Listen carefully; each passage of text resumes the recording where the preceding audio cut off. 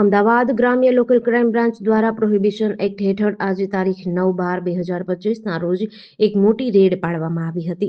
આ રનિંગ રેડમાં પોલીસે કરોડો રૂપિયાનો વિદેશી દારૂનો જથ્થો અને એક વાહન જપ્ત કરીને બુટલેગરોની કમર તોડી નાખી છે.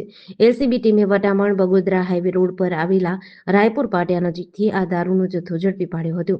આ ઘટના બાબતે કોટ પોલીસ સ્ટેશનમાં ભારતીય પ્રોહિબિશન એક્ટ હેઠળ કેસ દાખલ કરવામાં આવ્યો હતો. પોલીસે ગણતરી કરતા વિદેશી દારૂ 15,552 બોટલ, કિંમત ₹2 કરોડથી પણ વધારે, વાહન ₹25 લાખ, મોબાઈલ ફોન ₹5,000 અને રોકડ રકમ ₹1,000 સહિત કુલ ₹2 કરોડ 27 લાખથી વધુનો મુદ્દામાલ જપ્ત કર્યો હતો.